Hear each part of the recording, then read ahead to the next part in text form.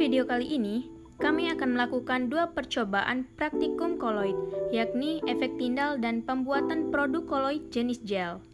Sebelum kita melakukan praktikum, kita harus mengetahui dulu nih apa sih itu koloid.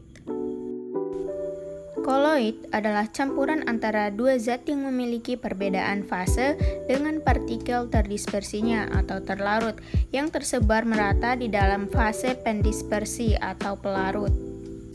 Yang pertama, kita akan melakukan percobaan efek Tyndall. Jadi, salah satu sifat koloid yakni efek Tyndall adalah gejala penghamburan cahaya ke segala arah oleh partikel-partikel koloid, sehingga tampak seperti titik-titik terang atau lintasan cahaya. Alat dan bahan yang digunakan yaitu bubuk kopi, garam halus atau NaCl, susu kental manis coklat, 3 buah gelas bening, air, sendok untuk mengaduk, dan senter. Langkah yang pertama yaitu menuangkan air ke dalam 3 gelas bening tadi secukupnya.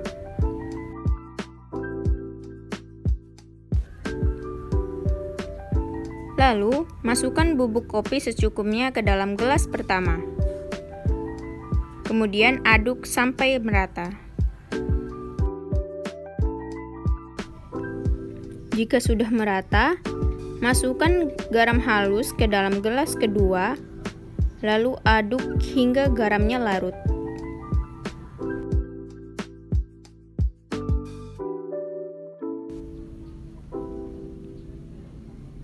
Selanjutnya, masukkan susu kental manis coklat ke dalam gelas terakhir.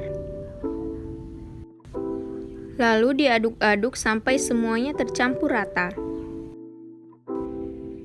Jika sudah, diamkan beberapa saat. Setelah didiamkan beberapa saat, kita dapat melihat perbedaan pada larutan kopi. Di sini, terdapat dua fase heterogen yang terpisah secara perlahan dan terlihat tidak stabil. Pada larutan garam, di sini terdapat satu fase homogen yang jernih dan stabil serta tidak ada endapan.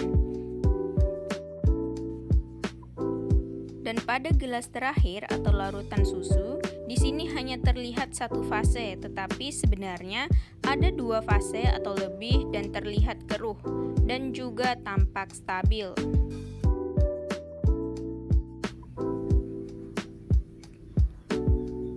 Pada larutan garam, cahaya terlihat jelas atau cahaya dapat diteruskan ke sisi lain gelas, serta cahaya dapat menembus kertas dan efek Tyndall pada larutan garam ini tidak tampak. Maka dari itu, larutan garam disebut sebagai larutan. Pada larutan kopi, cahaya dari senter tidak dapat diteruskan ke sisi lain gelas, serta tidak menembus ke kertas, melainkan cahaya hanya berpendar dalam larutan. Maka larutan ini disebut sebagai suspensi. Pada larutan susu, di sini cahaya tidak dapat diteruskan atau menembus sisi lain gelas, melainkan dibiaskan ke segala arah oleh partikel-partikel yang merupakan ciri dari koloid. Jadi, larutan susu ini disebut sebagai koloid. Praktikum selanjutnya adalah pembuatan produk dari koloid. Agar-agar atau jelly yang sering kita jumpai atau kita makan adalah salah satu produk dari koloid loh. Penasaran kenapa bisa begitu? Yuk kita simak videonya sama-sama. Bahan yang paling utama tentunya adalah bubuk agar-agar. Oh ya, kalian tahu nggak kalau agar-agar adalah makanan serat tinggi yang berasal dari rumput laut loh. Cara membuat agar-agar adalah yang pertama, tuangkan 1 bungkus agar-agar ke dalam panci, tambahkan 4 gelas air atau setara dengan 900 cc dan 120 gram gula pasir atau sesuai selera. Lalu masak hingga mendidih sambil terus diaduk.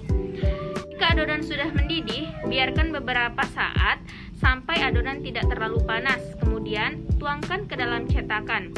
Biarkan hingga set, lalu hidangkan.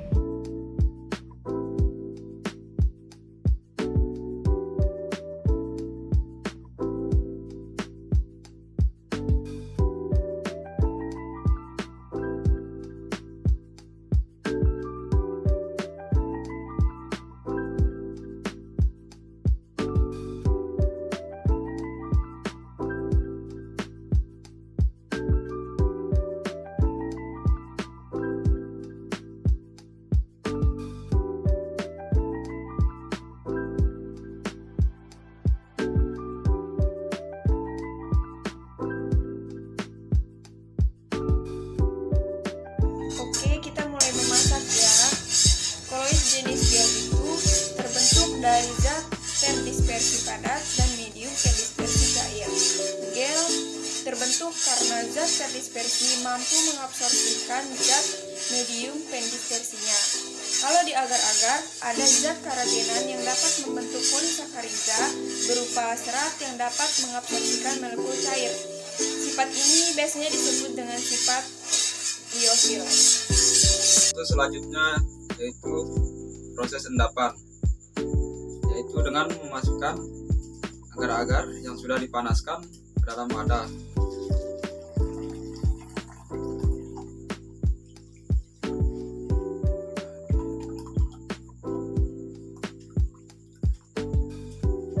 Proses ini dinamakan proses peptidisasi. Cara peptidisasi itu adalah proses endapan menjadi substratnya sistem koloid dengan penambahan zat-zat elektrolit tertentu yang mengandung ion jenis tertentu. Gel ini terbentuk karena pada saat didinginkan, molekul agar-agar dan molekul air saling bergerak bebas.